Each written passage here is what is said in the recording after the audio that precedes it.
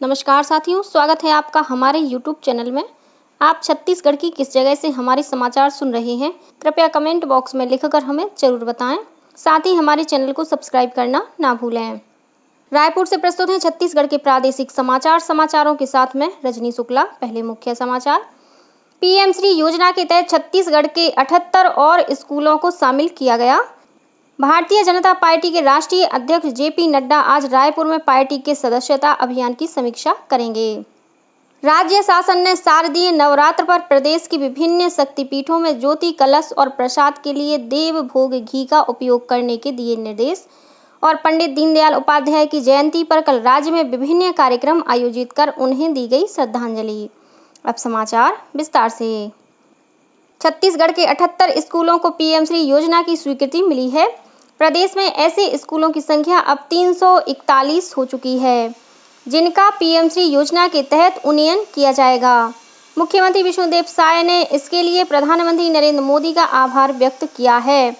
मुख्यमंत्री ने कहा कि पीएम श्री योजना में शामिल इन स्कूलों में राष्ट्रीय शिक्षा नीति के अंतर्गत उत्कृष्ट विज्ञान प्रयोगशालाएं, पुस्तकालय और व्यावसायिक लैब्स की व्यवस्था होगी, जो छत्तीसगढ़ को शिक्षा के क्षेत्र में नई ऊंचाइयों पर ले जाएगी। मुख्यमंत्री विष्णुदेव साय ने कल जशपुर जिले के बगिया में पंडित दीनदयाल उपाध्याय की जयंती के अवसर पर भाजपा सदस्यता अभियान का उद्घाटन किया। इस कार्यक्रम में मुख्यमंत्री ने 100 नए सदस्यों को भाजपा की ऑनलाइन सदस्यता दिलाई।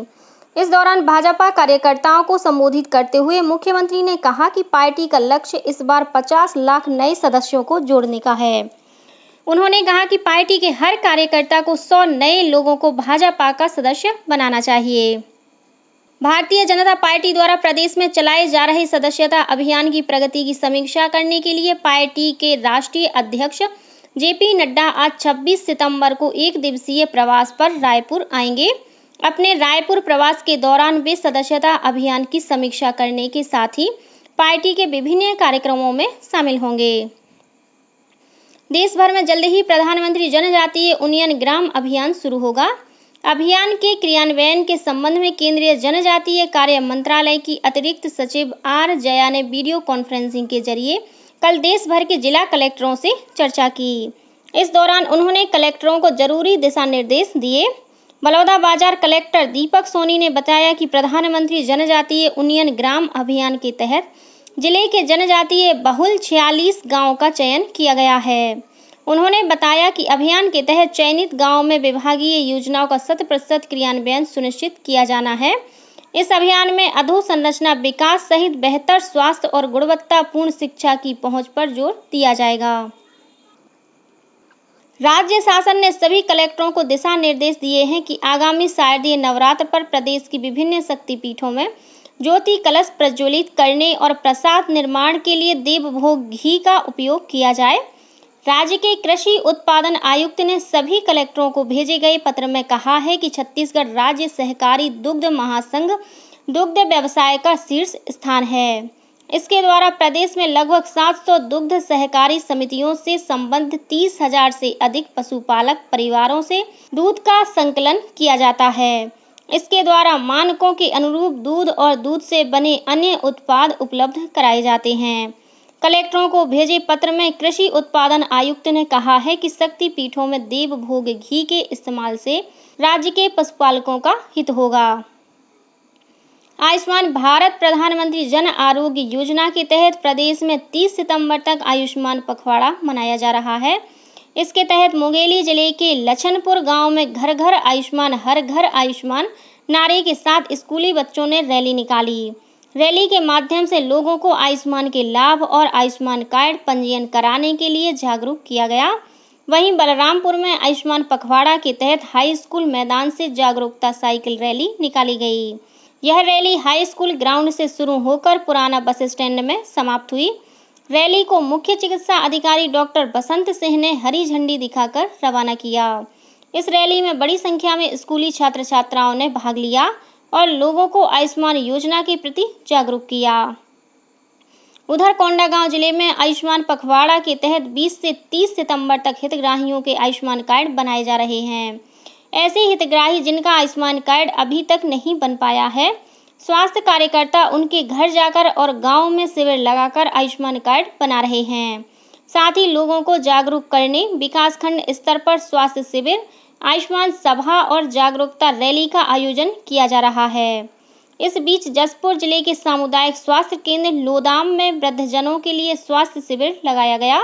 शिविर में बुजुर्गों की एनीमिया, शुगर और खून की जांच की गई। साथ ही स्कूली बच्चों को पोषण आहार की जानकारी दी गई और उनके हीमोग्लोबिन के स्तर को भी जांचा गया। वहीं जिले के ही खोंगा गांव के रहने वाले सुखनाथ राम का इलाज के दौरान ही आयुष्मान कार्ड बनाकर निःशुल्क इलाज किया गया। पंडित दीनदयाल उपाध्याय की जयंती पर कल मुख्यमंत्री विष्णुदेव साय ने जसपुर जिले के बगिया में आयोजित कार्यक्रम में उन्हें श्रद्धांजलि दी।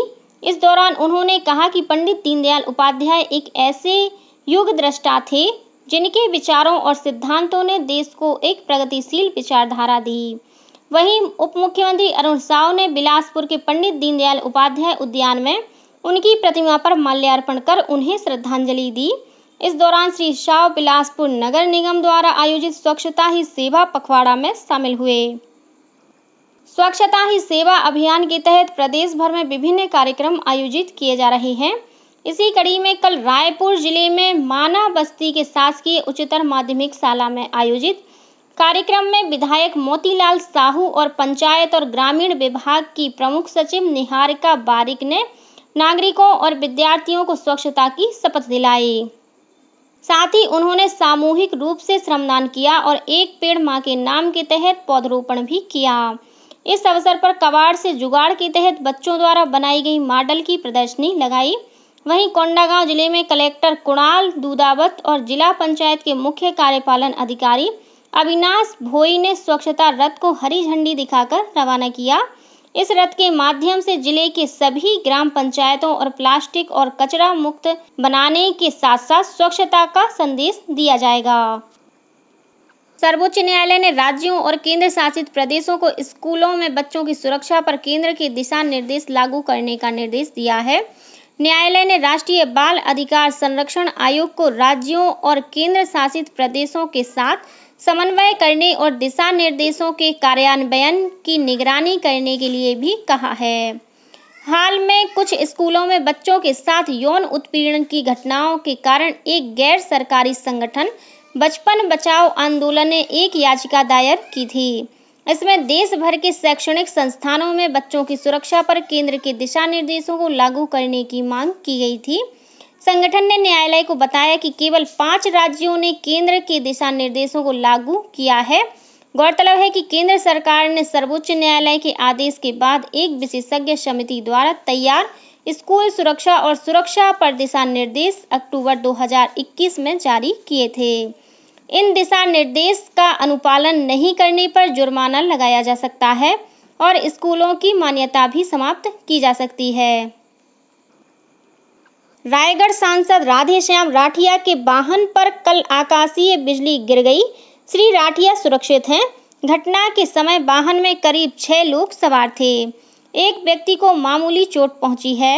मिली जानकारी के अनुसार श्री राठिया कल ग्राम सरायपाली गेरवानी में एक कार्यक्रम में शामिल होने के लिए जा रहे थे। तभी रास्ते में उनके वाहन के अगले हिस्से में आकाशीय बिजली गिर गई। दुर्ग में चल रही Akhil Bharatiya police weight lifting प्रतियोगिता में उत्तर प्रदेश पुलिस की टीम ने 3 स्वर्ण सहित कुल 16 मेडल जीते हैं। इस प्रतियोगिता में बीएसएफ दूसरे और राजस्थान पुलिस तीसरे स्थान पर रही। छत्तीसगढ़ पुलिस ने 2 स्वर्ण और 1 कांस्य पदक जीता है। और अब कुछ अन्य खबरें संक्षेप में। राज्य शासन ने विश्व विजय सिंह तोमर को छत्तीसगढ़ राज्य युवा आयोग का अध्यक्ष नियुक्त किया है। श्री तोमर सरगुजा जिले के रहने वाले हैं। राजस्व मंत्री टंकराम वर्मा ने एक पेड़ मां के नाम अभियान के तहत रायपुर के सकरी में स्थित शासकीय आईटीआई में पीपल के पौधे का रोपण किया। राजनांदगांव जिले में केंद्रीय सामाजिक न्याय और अधिकारिता मंत्रालय द्वारा संचालित सीआरसी द्वारा सांकेतिक भाषा जागरूकता सप्ताह का शुभारंभ किया गया। जसपुर जिले के तमनार और बगीचा में जल्द ही अपेक्स बैंक की 2 नई शाखाएं खोली जाएंगी। अपेक्स बैंक के प्राधिकृत अधिकारी कुलदीप शर्मा ने बताया कि इन शाखाओं को शुरू करने के लिए रिजर्व बैंक की अनुमति मिल चुकी है। झारखंड के लातेहार में भारतीय जनता पार्टी की परिवर्तन यात्रा में केंद्रीय राज्य मंत्री तोखन साहू और गोरखपुर सांसद रवि किशन शामिल हुए। इस यात्रा में बड़ी संख्या में लोग शामिल हुए। राज्य प्रशासनिक सेवा की निलंबित अधिकारी सौम्या चौरसिया को उच्चतम न्यायालय ने मनी लॉन्ड्रिंग केस में जमानत दे दी है। हालांकि उन्हें ACB EOW द्वारा दर्ज अन्य प्रकरणों की वजह से फिलहाल जेल में ही रहना होगा। लोक निर्माण विभाग ने 32 अभियंताओं के नए पदस्थापना के आदेश जारी किए हैं।